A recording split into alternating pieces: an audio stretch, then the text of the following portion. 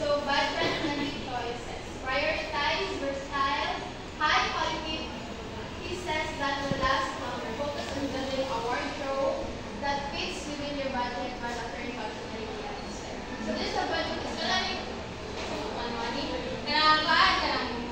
mag-choose mo o mga salita nga bisan balat mo na pero maglugay siya sa dito. Lugay din siya magamit. So, role-specific blocking. Continue your personal roles for the family social gatherings with or when planning your party. Yan, party includes attire, these.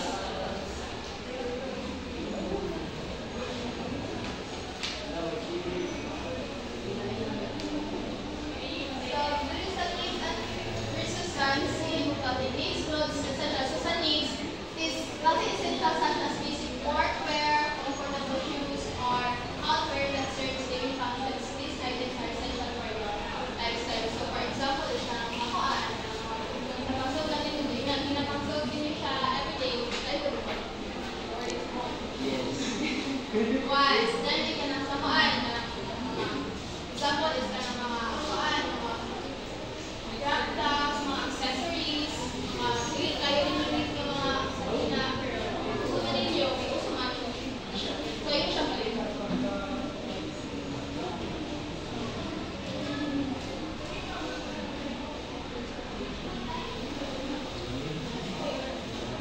Prioritizing needs over wants. A well-planned wardrobe should focus on essential items first. Good pair of jeans, quality shoes for cheesy luxury or fashionable items. So, i-prioritize ninyo ang inyong kuhaan, inyong mga needs sa inyong kuhaan, everyday ninyo over sa inyong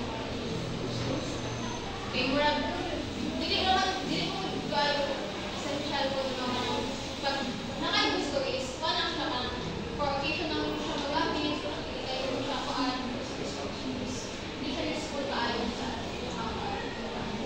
matching clothing to lifestyle. A wardrobe should be chosen based on your ability. If you are someone who enjoy outdoors activities, for example, in the city,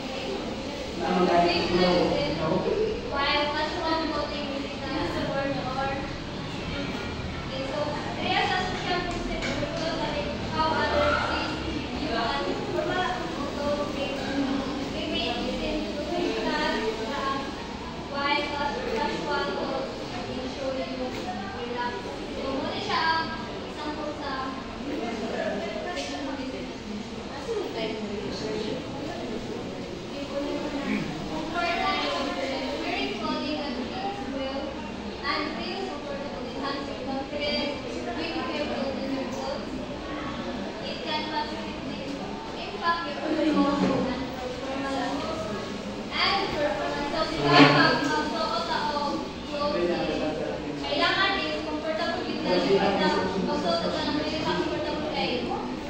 Mura ka ng kwarto kayo pag-review mo ka ng kayo. Sige dahil na to, Japan na outfit na kailangan. Comfortable din tayo.